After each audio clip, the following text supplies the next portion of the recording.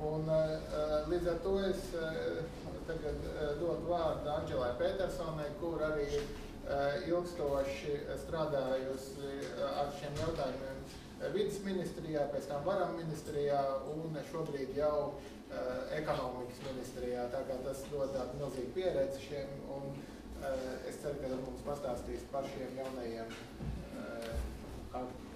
Tātad es pastāstīšu par jaunos.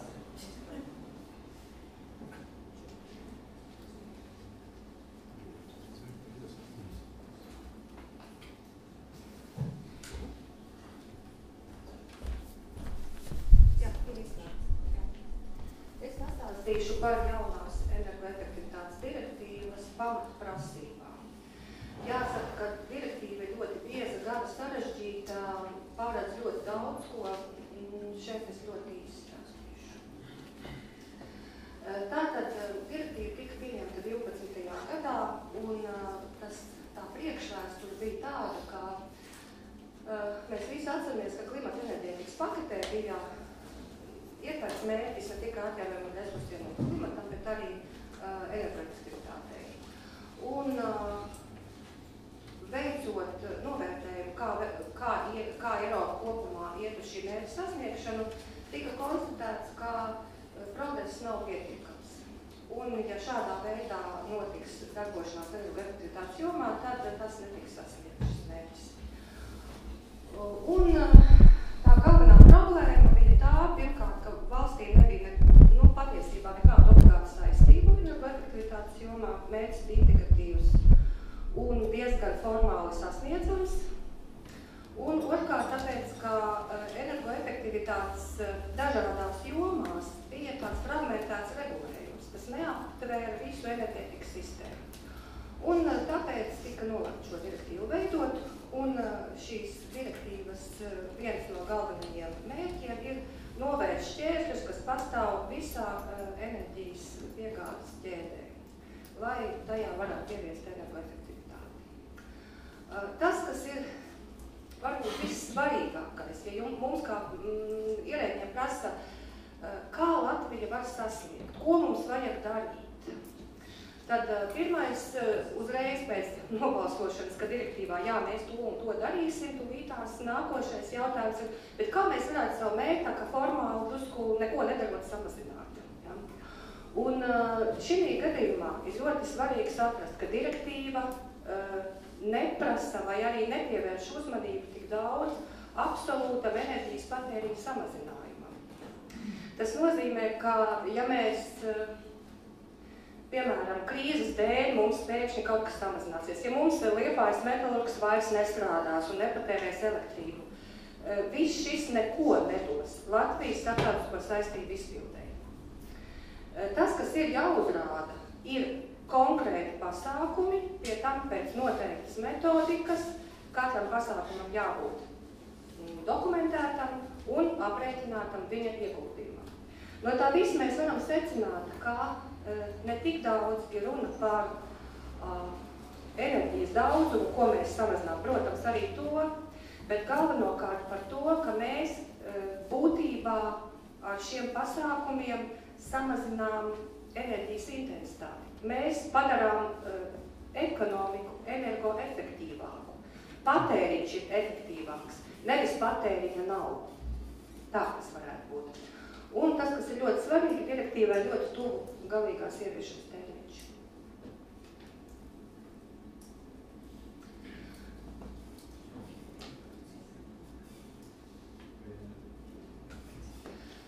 Tātad, kādas ir direktīvas galvenās prasības?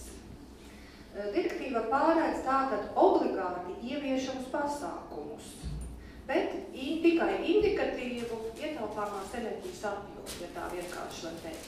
Tātad, pirmkārt, ir jāveic pasākumi gala patērētājos, kuros ir jāsamazina obligāti noteikts enerģijas daudzums laika posmā no 14. līdz 20. gadam. Tas ir tas galvenais izaicinājums, jo tas mērķis ir diezgan ambiciozs. Otrs, kas ir obligāti jādara valsts centrālās valdības ēkās, kurās arī notiek centrālās valdības funkciju veikšana, ir katru gadu jārenovē 3% platības.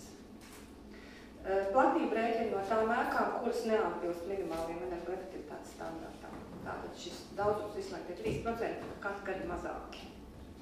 Absolūtā izteiksmē.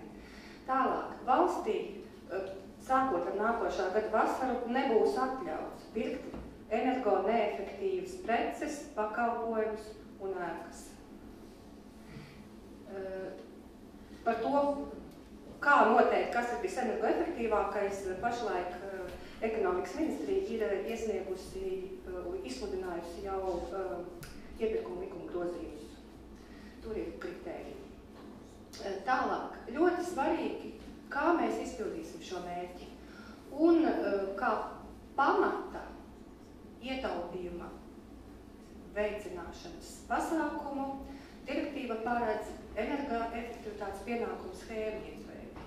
Tas ir ļoti, ļoti svarīgs, ļoti, tāds, grūti ieviešams, grūti paskaidrojams. Ar vienmēr sakot, tas ir kaut kas jauns. Un tur, kur šāda schēma ir, tur viņas ieguldījums, jeb ietekme tiek salīdzināta ar emisiju tirdzniecības sistēmas ietekmi. Jo šī schēma tieši tāpat kā emisiju tirdzniecība tiek uzlikta komersantiem. Katram komersantam, kas atbilst noteiktiem kritērijiem, tie ir vispirms enerģijas sadales un mazumtirdzniecības uzņēmumi. Katram no tiem tiek uzlikts konkrēts mērķis, cik gadā viņam ir jāveicina pasākumu par kādu ietaupījumu summu, cik daudz ir jāsamazina. Bet nevis savā saimniecībā, bet pie saviem un citiem patērētājiem. Lūk, tad vēl ir svarīgs pasākumu loks, kas saistīts ar patērētāju lomas palielināšanu. Patērētājiem būs jādod vairāk informācijas, viņiem būs jābūt iespējai mērīt precīzi savu patēriņu, lai viņi varētu paši plānot savu ietaupījumu.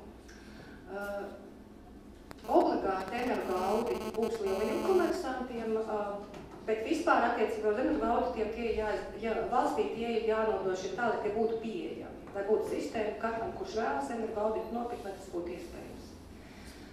Patērētāja reakcija, tā ir vēl viena tāda interesanta lieta, tā attiecas uz to, kādā veidā tiek energoefektīvi darbināti un plānoti galvenokārt elektroenerģijas tīkli. Un tātad tas, kas vēl ir jādara, kas varbūt Latvijā arī daudz kas ir darīts, ir efektīvi centralizētās siltumapgādes sistēma, kurā jāveic valsts līmeņa novērtējums, kur ir šādas, kur ir efektīvas siltuma izmantošanas iespējas.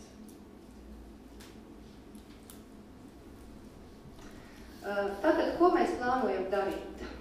Šeit ir redzams mērķis. Mērķu struktūra diezgan sarežģīta, direktīvas metodiskā struktūra ļoti sarežģīta, bet galvenokārt obligāts ir tas, kas ir sarkans.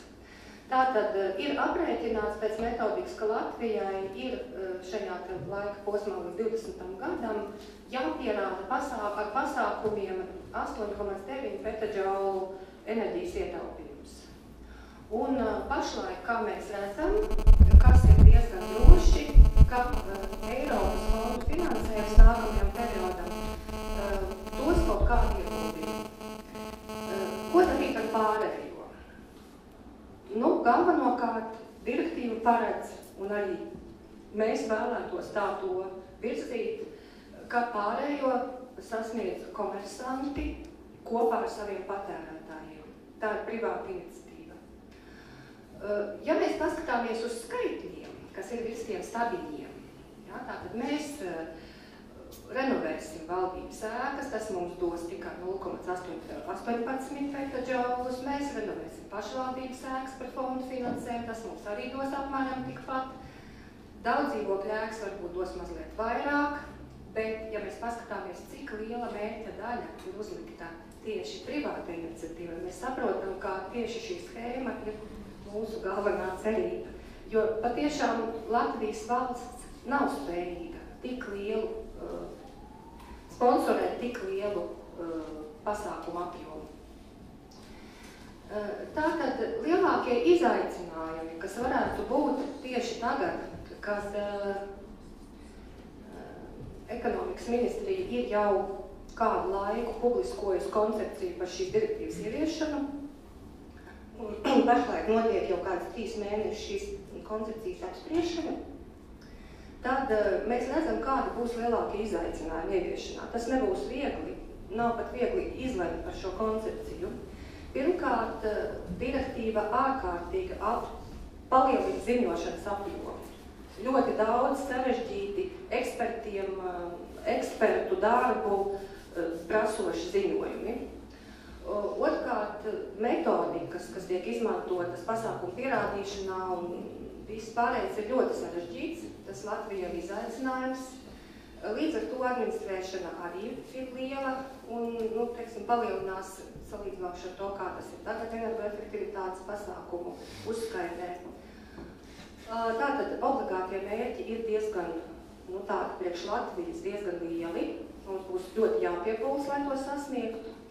Un viens no tām svarīgākām lietām, viena no svarīgākām lietām ir tā, ka tiešām šī direktīva prasa, lai mēs pieņemtu svarīgus politiskus lēmumus. Ja runā par patērētāju iesaistīšanu, patērētāju tiesībām, enerģijas tirgū, tad šeit arī ir daudz kas darāms. Nemaz tik ļoti ar lielām tiesībām pie mūsu patērētāji pašlaik nav. Otrkārt, energoefektivitātes pienākumu schēma ir tāds komersantiem ļoti jauns uzdevums. Protams, ka tas ir sloks. Un, protams, ka kaut kādas izmaksas tā radīs uzņēmumiem. Mēs esam novērtējuši, ka ietekme uz tarifu varētu būt 2 līdz 4% ietvaros. Un tas, kas vēl arī ir politiski diskutējams, direktīva nosaka, ka valstī ir jāveido energoefektivitātes fonds, un pašlaik tieši notiek diskusija, tā diskusija diezgan sarežģīta, tīri politiski. Jā.